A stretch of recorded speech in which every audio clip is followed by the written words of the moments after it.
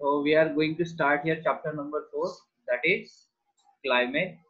So in the last two chapters, you have read about the landforms and the drainage of our country, right? तो हमारे country के land form को हमने study किया है previous chapter में। साथ साथ हमने हमारे कंट्री का ड्रेनेज सिस्टम को भी स्टडी किया है यहाँ। So these are the two of three basic elements that one learns about the natural environment of any area, right? किसी भी एरिया को अगर स्टडी करना हो आपको, तो there are three important factors out of two, which already we have studied here. In this chapter, you will learn about the third, that is the atmospheric condition that prevail over our country. Why do we wear woolens in December? Or why it is hot and uncomfortable in the month of May, and why it rains in June July. तो हमारे मन में बहुत बार ऐसे questions आते हैं कि winter के समय हम क्यों वुलन के स्वेटर वगैरह पहनते हैं या क्लॉथ पहनते हैं, या तो फिर रेनी सीजन में हमें क्यों रेन से बचना होता है। और वो स्पेसिकली जून जुलाई से लेके जो मंथ शुरू होते हैं, उन मंथ्स में आपको बहुत ज़्यादा मतलब प्रिकॉशंस लेने होते हैं ताकि आप रेन से बचे। और भी आपको जैसे समर डेज में जो मई मार्च अप्रैल के जो मंथ होते हैं, उसमें आपको कुछ अलग से प्रिकॉशंस लेने होते हैं, जैसे हीट से बचना होता है आपको। तो ये सब चीज़ें क्यों होती है और इसके कारण क्या है, ये सभी चीज़ें आपको इस चैप्टर में क्या करना है, स्टडी करना है।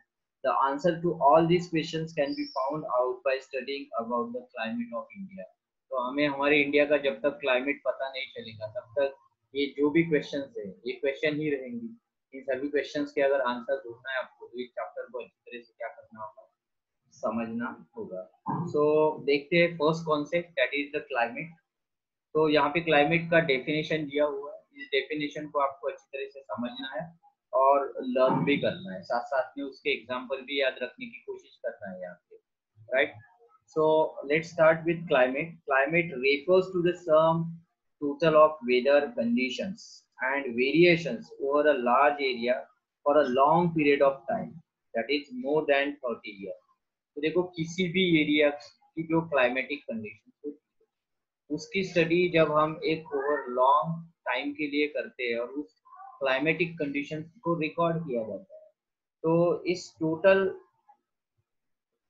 टोटल वेदर कंडीशंस को हम क्या बोलेंगे, यहाँ पे क्लाइमेट बोलेंगे। फॉर एग्जाम्पल, अगर एग्जाम्पल से समझना हो आपको, तो आप बोल सकते हो कि लास्ट 30 ईयर जून जुलाई अगस्त में क्या हमारे इंडियन सब कॉन्टिनेंट में रेनफॉल होता है? तो इसका आंसर आपको यस में मिलेगा।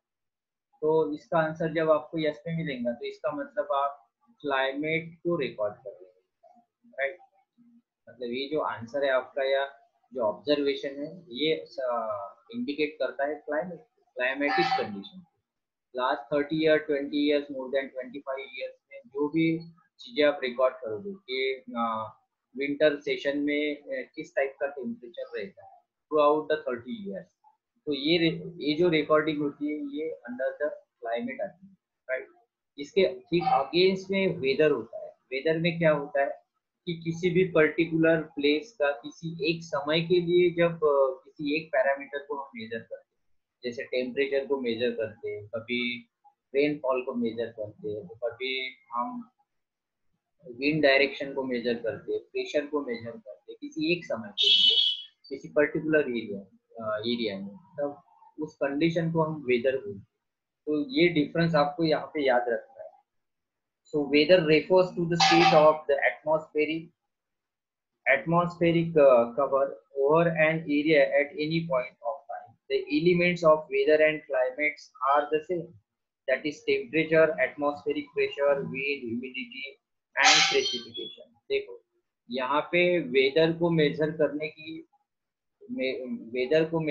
के जो पैरामीटर है, इंडिकेटर है, या क्लाइमेट को समझने के लिए जिन इंडिकेटर्स की मदद ली जाती है, वो दोनों यहाँ पे कॉमन देखे जाते हैं। मतलब क्लाइमेट में भी टेम्परेचर को ही मेजर किया जाता है या रिकॉर्ड किया जाता है, प्रेशर को देखा जाता है, विंड डायरेक्शन को देखा जाता है, रेनफॉल, प्रेसिपिटेशन, इन सभी चीजों को देखा जाता है दोनों टर्म में। सिर्फ फर्क इतना है कि जैसे अगर आज का टेम्परेचर नोट करना हो आपको, तो आप ये नहीं बोलोगे मुझे कि सर आज का क्लाइमेट क्या है, आपको ये पूछना पड़ेगा कि सर आज का वेदर क्या है। इसीलिए न्यूज में, डेली न्यूज में क्या दिखाया जाता है, वेदर फोरकास्टिंग दिखाया जाता है, आपको क्लाइमेट फोरकास्टिंग नहीं दिखाया जाता है। तो ये पॉइंट यहाँ पे आपको समझना होगा। जैसे आज का जो टेम्परेचर होगा वो जरूरी नहीं कल कल भी इसी समय में उतना ही रहेगा, या आने वाले 2 घंटे के बाद में ये टेम्परेचर कम ज्यादा हो सकता है, राइट। इसीलिए हम वेदरिक कंडीशन में क्या बोलते हैं कि किसी पर्टिकुलर टाइम में इन फैक्टर्स को क्या किया जाता है, मेजर किया जाता है।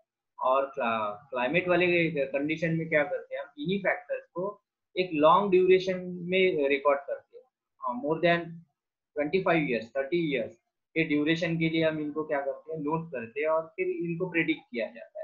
तो ये बात आपको यहाँ पे काफी इम्पोर्टेंट है और ध्यान में रखना है। So the elements of weather and climate are the same thing. This point is very important. और ये एलिमेंट क्या क्या हो सकते हैं, temperature, atmospheric pressure, wind, humidity and precipitation.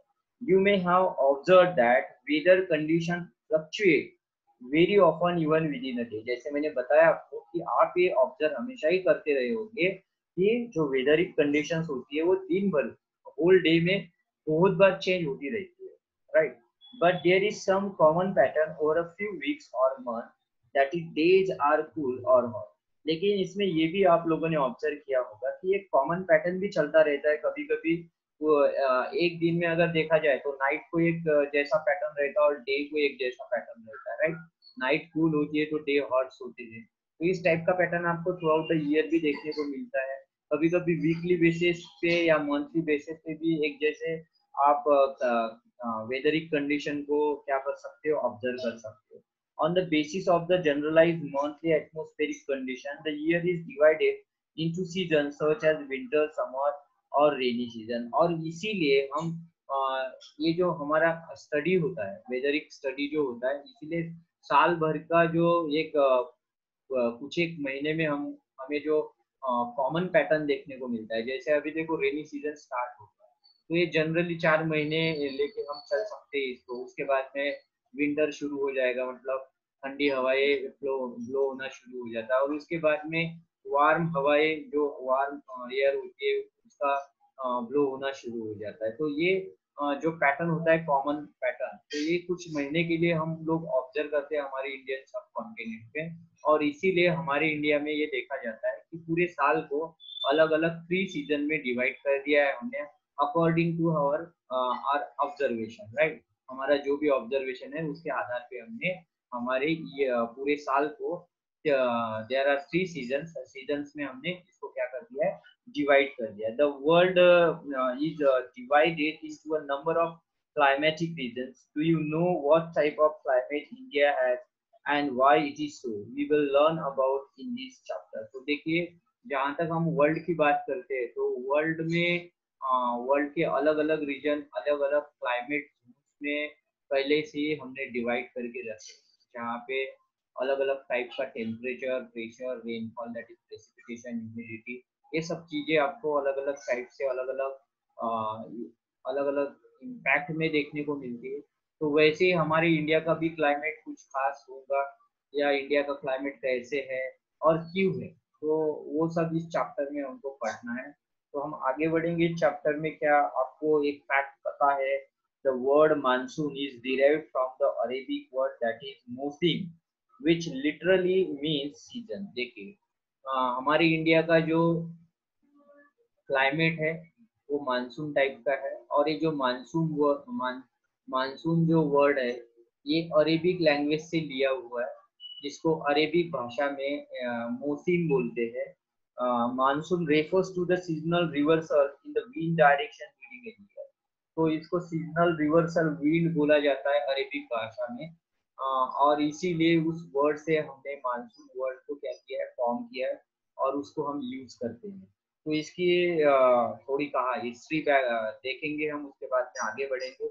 तो शायद आपको पता ही हो कि हमारे इंडिया में जो अरेबिक कंट्रीज के लोग जो ट्रेडिंग करने के लिए पहले आते थे, तो इस मानसून विंड की मदद से ही वो लोग आते थे। क्योंकि पहले इतनी बड़ी मतलब एडवांस शिप बोट्स वगैरह नहीं हुआ करते, तो वो हवा पे चलने वाली क्या होती थी, हवा पे मतलब एयर सेलिंग बोट्स होती थी। तो वो लोग क्या करते थे, ऑब्जर्व करते थे कि इंडिया लैंड की तरफ विंड कौन से महीने में सबसे ज्यादा तेज चलती है, ज्यादा स्पीड से चलती है विंड डायरेक्शन इंडिया की तरफ, और वापस में आने के लिए भी वो देखते थे। तो वो क्या करते थे, जब मानसून विंड चलती थी इंडिया की तरफ, राइट, तो उनकी भाषा में मौसम बोलते थे, इसीलिए उन्होंने उस विंड को मौसम नेम दिया था। बाद में वो मानसून हम उसको बोलने लग गए। तो जब वो विंड हमारी इंडिया की तरफ चलती थी तब वो बोट लेके निकलते थे इंडिया की तरफ। तो उससे होता क्या था, उनको जो आने के लिए समय लगता था वो समय कम लगता था उनको, क्योंकि विंड डायरेक्शन हमारे इंडिया की तरफ रहती थी। तो जो बोट को लगने वाला जो समय था वो काफी कम लगता था उनको इंडिया में पहुंचने के लिए।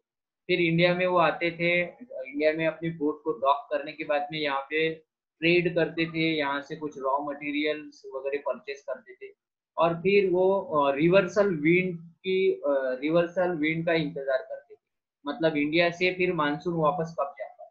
तो उस विंड की मदद से फिर से वो लोग क्या करते थे, अपने कंट्री में वापस जाने की कोशिश करते थे। मतलब ऐसा नहीं है, मैं यहाँ पे एग्जैक्टली ये नहीं बोल सकता कि उसी विंड का वो इंतजार करेंगे और बाद में सब जो ट्रेडर्स है वो वापस जाएंगे, इसके पहले भी जाते थे, लेकिन खास करके विंड की मदद से उनको आने जाने का जो टाइम है वो टाइम काफी बच जाता था, क्योंकि उनके बोट को बाय डिफॉल्ट स्पीड मिल जाती है। ओके, और इसीलिए इन विंड्स को उनके लैंग्वेज में क्या किया जाता है, कॉल किया जाता है, मौसम बोला जाता है, जिसको हम अभी आज के डेट में मानसून बोलते हैं। तो ये इसका कुछ हिस्टोरिकल बैकग्राउंड है, ये याद रखना है आपको। So the climate of India is describe as the monsoon, और इसीलिए हमारे इंडिया का जो क्लाइमेट है उसको हम मानसून बोलते हैं, क्योंकि ये जो विंड्स है, इस महीने में आने वाली जो विंड्स है, इसी विंड के कारण हमारे इंडिया में, पूरे इंडिया में क्या होता है, रेनफॉल होता है, प्रेसिपिटेशन होता है। दैट्स व्हाई हम उसको मानसून टाइप का क्या बोलते हैं, क्लाइमेट बोलते हैं। In Asia this type of climate is found mainly in the south and the south. तो एशिया में जनरली इस टाइप का जो क्लाइमेट है सिर्फ एशिया के साउथ साउथ में और साउथ ईस्ट में पाया जाता है। अभी एशिया के साउथ में इंडिया है, पाकिस्तान है, राइट, और साउथ ईस्ट में क्या है, ये थाईलैंड, म्यांमार वगैरह, ये सब ताइवान वाइवान, ये सब कंट्री है, जो इंडोनेशिया वगैरह होता है, ये सब कंट्री आती है उसमें। तो ये बात आपको क्या रखना है, याद रखना है। देन आफ्टर हम बात करेंगे चैप्टर में, despite an overall unity in the general pattern there are perceptible regional variation in climatic condition within the country. भले ही मानसून टाइप का हमारे यहाँ पे क्या हो क्लाइमेट हो, फिर भी स्टेट वाइज यहाँ पे थोड़ी सी डाइवर्सिटी देखने को मिलती है इंडिया में। तो इसकी वजह क्या है, यहाँ के जो लैंडफॉर्म है, जो लास्ट चैप्टर में हमने डिस्कस किए थे, उसकी वजह से ये हमें यहाँ पे वेरिएशन देखने को मिलता है। Let us take two important elements, that is temperature and precipitation। तो यहाँ पे ये सब चीज समझने के लिए आपको कुछ एलिमेंट्स को क्या करना होगा, स्टडी करना होगा। जहाँ तक हम एलिमेंट्स की बात करते हैं तो इसमें इम्पोर्टेंट समझने वाले एलिमेंट्स कौन से होते हैं, एक तो टेम्परेचर होता है और दूसरा क्या होता है, प्रेसिपिटेशन। टेम्परेचर का मतलब सीधा सीधा है कि सन रेज जिस एरिया में डायरेक्टली आते होंगे वहां पे मैक्सिमम सनलाइट होता होगा, और उसकी वजह से वो उस एरिया में टेम्परेचर आपको देखने को मिलता है उस टाइम का।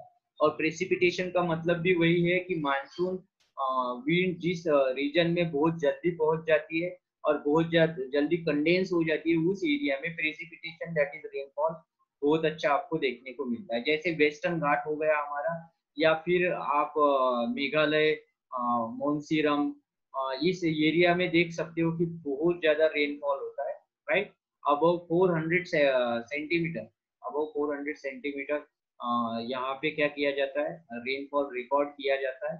और इसीलिए यहाँ पे रेन फॉरेस्ट पाए जाते हैं, फॉर एवर ग्रीन फॉरेस्ट पाए जाते हैं यहाँ पे। और काफी ज्यादा मतलब यहाँ पे क्या होता है, प्रेसिपिटेशन होता है। तो आगे हम देखेंगे वन बाय वन इसको, सभी चीजों को डिस्कस करना है। तो बोलेंगे हम यहाँ पे कि इन फैक्टर को एग्जामिन कैसे करना होता है, और place to place season variation in दो फैक्टर की वजह से आपको अलग अलग देखने को मिलता है। In summer the mercury occasionally touches 50 degree Celsius in some parts of Rajasthan desert. देखिए समर्स के दिनों में हमारे यहाँ पे ऐसे भी कुछ रीजन है, जैसे थार वाला डेजर्ट एरिया हमारा राजस्थान का वेस्टर्न पार्ट, वहाँ पे अबाउट 50 डिग्री सेल्सियस का टेम्परेचर रिकॉर्ड किया जाता है। लेकिन उसी समय में बाकी इंडिया के दूसरे जो स्टेट्स है या प्लेसेस है वहाँ पे इतना ज़्यादा टेम्परेचर नहीं भी होता है, ये भी बात आपको ध्यान में रखना है। इसीलिए मैंने यहाँ पे बात की थी कि टेम्परेचर और प्रेसिपिटेशन में आपको वेरिएशन बहुत ज़्यादा देखने को मिलता है in some part of the Rajasthan desert, whereas it may be around 20 degree Celsius in the Pahalgam in Jammu and Kashmir. उसी समय में जम्मू एंड कश्मीर का जो पहलगाम वाला एरिया या लेह लद्दाख वाला एरिया है, तो वहाँ पे बहुत कम टेम्परेचर आपको देखने को मिलता है समर डेज में भी। On a winter night temperature at Dras in Jammu and Kashmir में be as low as -45 degree Celsius.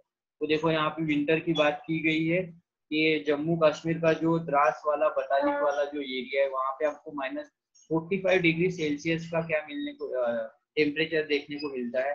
तो तिरुवनंतपुरम दैट इज त्रिवेंद्रम, त्रिवेंद्रम की अगर बात करते हो आप तो यहाँ पे आपको टेम्परेचर 22 डिग्री सेल्सियस तक देखने को मिलता है। तो देखिए ये आपका वेरिएशन है, मतलब नॉर्थ टू साउथ और वेस्ट टू ईस्ट आपको टेम्परेचर और प्रेसिपिटेशन में काफी ज्यादा एक ही महीने में मतलब वेरिएशन देखने को मिलता है। तो because of extension of India, क्योंकि India is a very vast large country. India एक बहुत ही ज्यादा वास्ट कंट्री है और यहाँ पे जो फिजिकल फीचर्स है उसके कारण ये आपको क्या देखने को मिलता है, वेरिएशन देखने को मिलता है। क्या आपको पता है in certain places there is a wide differences between day and night temperature. In the Thar desert, the day temperature may rise up to the 50 degrees Celsius and drop down to near 15 degrees Celsius the same night। देखो यहाँ पे और एक मतलब interesting fact बताई गई है कि थार के डेजर्ट में जहाँ पे डे को टेम्परेचर आपका अबाउट 50 डिग्री सेल्सियस होता है, उसी दिन उसी रात को टेम्परेचर आपको लगभग 15 डिग्री सेल्सियस का मिलता है, मतलब काफी ठंड होती है रात को। और इसीलिए आपने ऑब्जर्व किया होगा जो राजस्थान से आने वाले कुछ मतलब कैटल रियरिंग एनिमल रियरिंग वाले लोग जो होते हैं तो उनकी बॉडी पे बहुत ही थिक ब्लैंकेट्स वगैरह होते हैं, तो उनके जो ड्रेसेस होते हैं वो काफी थिक होते हैं। तो इसका कारण ही वही है कि भले ही वहाँ पे डे में टेम्परेचर बहुत ज्यादा हो लेकिन रात में टेम्परेचर उतनी स्पीड से क्या होता है नीचे आने लगता है और काफी ज्यादा ठंड होती है। उसके कारण वहाँ के जो लोग होते हैं ठंड से बचने के लिए क्या करते हैं थिक क्लोथेस को पहनना पसंद करते हैं। तो ये बात यहाँ पे आपको याद रखना है। On the other hand there is the hardly any difference in the day and night temperature in the Andaman and Nicobar island और इन केरला। अगर आप अंडमान निकोबार आइलैंड की बात करते हो या तो फिर केरला की बात करते हो जहाँ पे अभी अभी हमने इसको डिस्कस किया था तिरुवनंतपुरम दैट इज त्रिवेंद्रम को, तो यहाँ पे बिल्कुल ये वेरिएशन देखने को नहीं मिलता है डे और नाइट वाले टेम्परेचर में, जैसा राजस्थान में देखने को मिलता है वैसे यहाँ पे क्यों नहीं देखने को मिलता है। तो इसका भी कारण क्या है, हमारी जियोलॉजिकल पोजीशन है, जियोग्राफिकल पोजीशन ही वैसी है। जो थार डेजर्ट वाला ये एरिया है वो कैसे ट्रॉपिक ऑफ कैंसर के ऊपर वाला एरिया है, और ये जो तिरुवनंतपुरम जैसे त्रिवेंद्रम वाला एरिया है या तो फिर अंडमान निकोबार आइलैंड वाला एरिया है ये हमारे इक्वेटर के बहुत ही पास, राइट। क्योंकि अगर इसकी लैटिट्यूडनल वैल्यू हम कैलकुलेट करें या मेजर करने की कोशिश करें तो 8 डिग्री 4 मिनट पे तो आपका कन्याकुमारी आता है और उसी से 1-2 डिग्री आगे जाओगे आप नॉर्थ में तो आपका त्रिवेंद्रम है। अगर नीचे जाओगे आप वहाँ पे अंडमान निकोबार आइलैंड में तो उसकी 4 डिग्री 4 मिनट वैल्यू है लैटिट्यूड। तो 0 degree latitude say that is equator से काफी पास होने के कारण वहां पे बहुत ज्यादा आपको क्या नहीं देखने को मिलता है, वेरिएशन देखने को नहीं मिलता है। लेकिन राजस्थान जो कि 0 degree latitude that is equator से काफी दूर होने के कारण ये आपको वेरिएशन देखने को मिलता है। तो ये बात आपको यहाँ पे याद रखना होगा। So let us now look at the precipitation. There are the variation not only in the form and types of the precipitation but also in its amount and the seasonal distribution. While precipitation is mostly in the form of the snowfall in the upper parts of the Himalaya, it rains over the rest of the country. The annual precipitation varies from over 400 centimeter in Meghalaya to less than 10 centimeter in Ladakh and western Rajasthan. तो देखिए यहाँ पे जहाँ तक हम precipitation की बात करते हैं तो हमारे इंडिया में जो प्रेसिपिटेशन का पैटर्न है वो बिल्कुल भी एक जैसा नहीं है। जहाँ पे हम मेघालय जैसे स्टेट की बात करते हैं तो वहाँ पे हमारे इंडिया का सबसे ज्यादा रेनफॉल प्रेसिपिटेशन होता है, अबाउट 400 सेंटीमीटर नियर अबाउट होता है, या उससे ज्यादा भी होता है। तो दूसरे और हम ये भी नोटिस किया हमने कि लद्दाख जैसा एरिया या राजस्थान का वेस्टर्न पार्ट, वहाँ पे 10 सेंटीमीटर से भी लो रेनफॉल क्या किया जाता है, रिकॉर्ड किया जाता है। तो कुछ माउंटेन रेंज है हमारे यहाँ पे, वहाँ पे प्रेसिपिटेशन जो होता है वो स्नो के फॉर्म में होता है, वहाँ पे रेनफॉल नहीं होता है। तो ये सब चीजें यहाँ पे जैसे आपको इसमें बहुत ज्यादा वेरिएशन, डाइवर्सिटी देखने को मिलेगी आपको। सो बात करेंगे, most of the part of our country received rainfall from June to September. तो हमारे इंडिया में मैक्सिमम जो रेनफॉल रिसीव होता है मोस्ट ऑफ द पार्ट में, तो वो किस महीने में होता है, जून से लेके सितंबर के महीने में होता है। और ये अभी इन दिनों जो मतलब जून का महीना चल रहा है तो रेनफॉल होना शुरू हो गया, मानसून इंडिया में आ चुके हैं, right. So but some parts like the Tamil Nadu coast gets a large portion of its rain during the October and November. फिर भी कुछ कोस्ट लाइन का पार्ट है जो तमिलनाडु का है, तो यहाँ पे लेकिन इस महीने में बिल्कुल भी बारिश नहीं आती है। तो इसका भी ज्योग्राफिकल कारण है, हमारे जो लैंड रिलीफ है, हमारे जो रिलीफ फीचर्स है उसके कारण ही यहाँ पे मानसून का मतलब जून से लेके सितंबर महीने में आपको रेनफॉल देखने को नहीं मिलता है। तो यहाँ पे अक्टूबर नवंबर में रेनफॉल होता है। तो ये जो रेनफॉल होता है वो रिट्रीटिंग मानसून रेनफॉल है, जब मानसून रिटर्न जाने लगते हैं तब जाके यहाँ पे रेनफॉल होता है इस महीने में। तो आगे जाके उसको भी डिस्कस करना है हमको क्यों होता है ऐसा करके। So in general coastline areas experiences least contrast in temperature condition. अगर आप इंडिया के कोस्ट लाइन की बात करते हो तो गुजरात से लेके कन्याकुमारी वेस्ट कोस्ट लाइन में है, तो ऊपर से यहाँ पे वेस्ट बंगाल से लेके फिर से कन्याकुमारी ईस्ट कोस्ट लाइन है यहाँ। अगर वेस्ट कोस्ट लाइन की बात करते हैं तो गुजरात वाली कोस्ट लाइन, उसके बाद में कोकण कोस्ट लाइन जिसमें आपका मुंबई गोवा आ जाता है, उसके बाद में कन्नड़ कोस्ट लाइन जिसमें आपका कर्नाटका आ जाता है, और उसके बाद में आपकी मालाबार कोस्ट लाइन। तो ये जो कोस्ट लाइन के नेम है आपको याद रखना है, लास्ट चैप्टर में हमने डिस्कस किए थे। उसके बाद में अगर बात करते हो आप ईस्ट कोस्ट लाइन की, तो नॉर्थ साइड में जो कोस्ट लाइन है उसको सरकार कोस्ट लाइन बोलते हैं हम, और नीचे वाली जो साउथ कोस्ट लाइन है ईस्ट कोस्ट लाइन में, तो उसको हम क्या बोलते हैं, कोरोमंडल कोस्ट लाइन। तो ये जो कोस्ट लाइन वाला एरिया है वहाँ पे टेम्परेचर विंड का जो वेरिएशन है वो काफी ज्यादा आपको उनमें वेराइटी देखने को नहीं मिलती है, ये एक जैसा ही pattern as compare to inland. मतलब इनलैंड में जो वेरिएशन होता है वो वहाँ पे देखने को नहीं मिलता है। हवा में क्या होता है, एयर में काफी ज्यादा ह्यूमिडिटी होती है, तो उसके कारण वहाँ का जो टेम्परेचर होता है एक जैसा ही होता है, कॉमन होता है as compare to inland temperature pressure. Okay, तो ये बात आपको यहाँ पे याद रखनी है। There is the decrease in the rainfall generally from east to west in the northern plain. तो जहां तक हम नदर्न प्लेन की बात करते हैं तो यहाँ पे आपको रेनफॉल में डिक्रीज देखने को मिलती है। किस डायरेक्शन की, किस डायरेक्शन से किस डायरेक्शन तक, तो ईस्ट से लेके वेस्ट तक नदर्न प्लेन में। मतलब हम वेस्ट बंगाल से अगर निकले और आपको पंजाब हरियाणा पहुंचना हो, तो अभी आप दिमाग में पिक्चर बना लीजिए। वेस्ट बंगाल से निकले तो बिहार जाना होगा पहले, या झारखंड बिहार होते हुए आपको यूपी होते हुए दिल्ली होते हुए हरियाणा पंजाब में जाना होगा। तो ऐसे अगर चलते जाओगे तो आपका रेनफॉल का जो पैटर्न है वो कम होते हुए दिखने को मिलेगा। क्यों देखने को मिलेगा आपको, तो इसका भी मतलब ज्योग्राफिकल बैकग्राउंड है, राइट। हमारे फिजिकल फीचर ये बीच में देखो सतपुड़ा खड़ा है, सतपुड़ा के ठीक में ऊपर में विंध्याचल माउंटेन रेंज है, और वो राजस्थान से होके दिल्ली तक जो अरवली माउंटेन रेंज है। तो इसकी वजह से जो अरेबिक सी होके जो मानसून की विंड्स आती है जिसमें काफी ज्यादा मॉइस्चर होता है, तो उसको बैरिकेड किया जाता है। तो डायरेक्टली यूपी बिहार पंजाब हरियाणा वाले क्षेत्र में कभी रेनफॉल होता ही नहीं। तो अरेबिक सी यहाँ पे बे ऑफ बंगाल होके जो मानसून की विंड आती है, तो वो वेस्ट बंगाल होते हुए फिर यूपी में वगैरह झारखंड बिहार वगैरह होते हुए वो आगे बढ़ती है। और जैसे जैसे वो लैंड एरिया को कवर करती है तो आगे जाते जाते काफी वीक हो जाती है। तो ये इसका कारण है कि उस एरिया में आपको रेनफॉल में काफी ज्यादा डिक्रीज देखने को मिलता है। ओके, आई होप कि यहाँ तक आपकी आइडिया बिल्कुल क्लियर हो, right. So in terms of the food they बात करेंगे, this variation have given rise to variety in lives of people in terms of the food they eat, the cloth they wear, and also the kind of houses they live in. तो देखो rainfall जो होता है, precipitation जो होता है, तो उसका जो वेरिएशन है, बहुत हाई कहीं पे मिलेगा, कहीं पे मीडियम मिलेगा, तो कहीं पे लो मिलेगा। उसके अकॉर्डिंग लोगों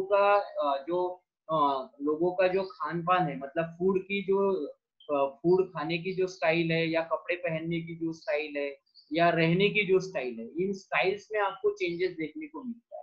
क्योंकि जैसे आजू बाजू का सराउंडिंग होगा, उसी टाइप का उनका शेल्टर होता है, क्लॉथ होते हैं, और उनका फूड भी होता है। ये बात आपको याद रखनी होगी यहाँ पे, ठीक है।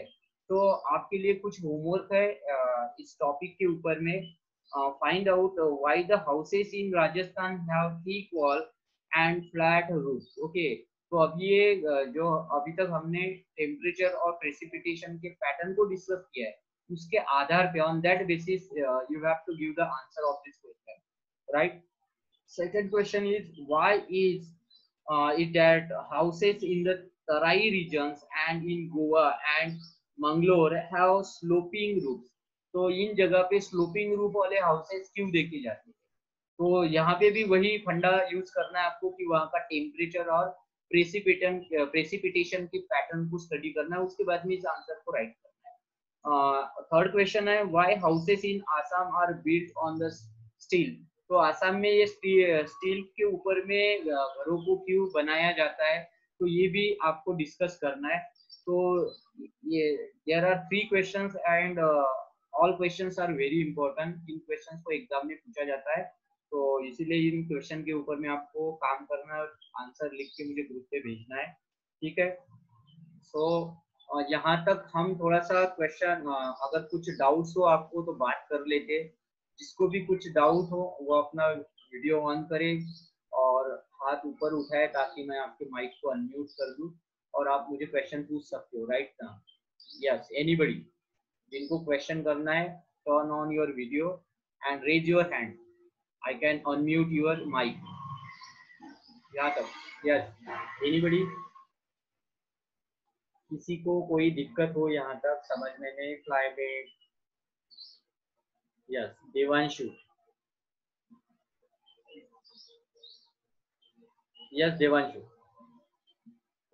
सर वो STILTS मतलब क्या था सर? वो आपने जो अभी क्वेश्चन नंबर 3 वाला उसका लास्ट वर्ड।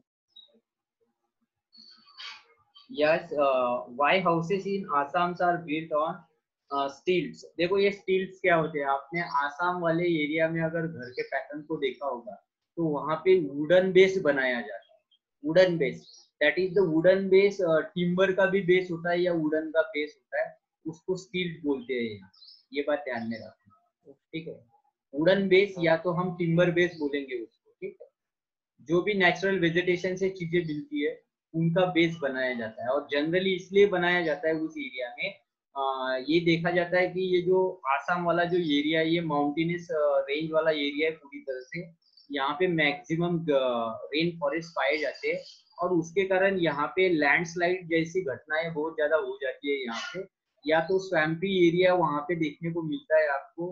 दूसरी चीज, यहाँ पे जो अर्थक्वेक आता है, तो अर्थक्वेक की कोई गारंटी नहीं होती है, ऐसे मतलब अर्थक्वेक की छोटी मोटी घटनाएं यहाँ पे होती रहती है। इन सभी चीजों से बचने के लिए यहाँ पे जो घर बनाए जाते हैं, ठीक है, तो इस टाइप से बनाए जाते हैं। ये इसका आंसर है एक्चुअली।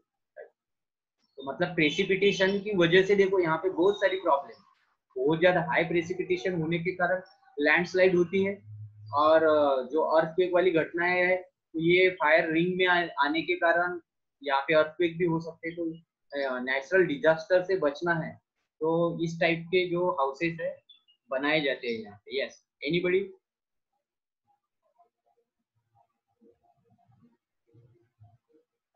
और किसी को क्वेश्चन पूछना है? बाकी लोग अपना वीडियो ऑन कीजिए बेटा, बहुत सारे लोग वीडियो टर्न ऑफ करके बैठे।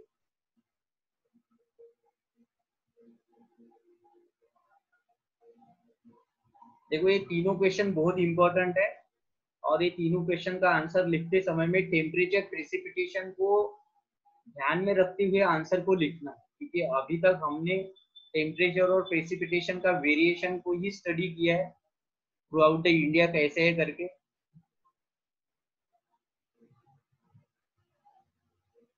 और किसी को कुछ क्वेश्चन पूछना है? अबाउट 35 मिनट्स हो चुके हैं, अभी हो सकता है कि हमारा सेशन बंद हो जाए, इसीलिए मैं क्वेश्चन आंसर पूछ रहा हूँ आप लोगों को। आपके मन में अगर कोई डाउट हो तो आप पूछ सकते हो।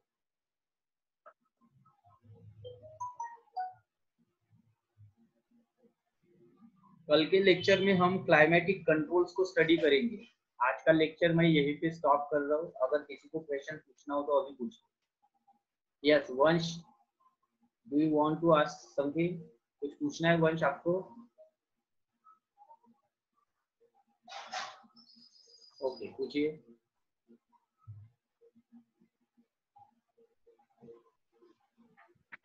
सर यहाँ पे जो summer the mercury occasionally touch 50 Celsius in part of Rajasthan desert है सर, उसका क्या है? अच्छा, आपने राजस्थान डेजर्ट की बात की है यहाँ पे, तो देखो हमारी इंडिया में ये जो एग्जांपल दिए जहाँ से हम टेम्परेचर और रेनफॉल के पैटर्न को समझ सके, तो उसके लिए इस एग्जांपल को यूज किया गया है यहाँ पे। तो जहाँ तक हम राजस्थान की बात करते हैं, तो राजस्थान वाला जो हिस्सा है वो ट्रॉपिक ऑफ कैंसर के ऊपर वाला हिस्सा है, और वहाँ पे नेचुरली डेजर्ट वाला पार्ट भी पाया जाता है। तो डेजर्ट वाले पार्ट में या राजस्थान के वेस्टर्न पार्ट में एक्चुअली डे का जो टेम्परेचर होता है वो अबाउट 50 डिग्री सेल्सियस होता है। अभी देखो अबाउट 50 डिग्री सेल्सियस का मतलब बहुत ज्यादा हॉट हो गया है, क्योंकि हम जब समर डेज में यहाँ पे टेम्परेचर हमारे रीजन में 47, 48, 46 को जब फील करते हैं, तो घर के बाहर निकलना बिल्कुल भी पसंद नहीं करते हैं। इतना ज्यादा मतलब क्या होता है टेम्परेचर। तो 50 डिग्री सेल्सियस का मतलब तो वहाँ पे सर्वाइवल के लिए काफी ज्यादा दिक्कतें आती है। तो ये डे वाली सिचुएशन है और नेचुरल सिचुएशन है। ओके, तो इसके अलग अलग कारण है, क्योंकि वो डेजर्ट वाला एरिया है, तो वहाँ पे आपको नेचुरल वेजिटेशन बिल्कुल भी देखने को नहीं मिलते है वहाँ पे। अगर है भी तो वो क्या बुशेस वगैरह, फॉर्मी बुशेस वगैरह पाए जाते हैं वहाँ पे। और जगह जगह पे सैंड ड्यून्स है, और सैंडी सॉइल होने के कारण ऑब्वियसली वहाँ पे टेम्परेचर काफी ज्यादा क्या होता है, रिफ्लेक्ट होता है वहाँ पे, तो बहुत ज्यादा हीट होती है वहाँ पे। तो ये डे वाली सिचुएशन होती है, और वाटर रिसोर्सेज भी इजीली अवेलेबल नहीं होती है वहाँ पे। और ठीक रात में क्या होता है, ये टेम्परेचर बहुत जल्दी फास्ट डिक्रीज होना शुरू हो जाता है। तो रात के समय में ये टेम्परेचर अबाउट 15 डिग्री सेल्सियस हो जाता है। अभी 15 डिग्री सेल्सियस मतलब विंटर में हमारे एरिया में इतना टेम्परेचर होता है, जो काफी हमको क्या करता होता है, तब कोल्ड फील होता है। तो यहाँ पे ये पैटर्न देखने को मिलता है। और उसी समय में अगर आप लेह लद्दाख वाली बात करते हो, जम्मू कश्मीर वाली बात करते हो, उसी समय में जहाँ पे इस टेम्परेचर को रिकॉर्ड कहाँ पे किया जाता है, थार वाले डेजर्ट एरिया में राजस्थान में।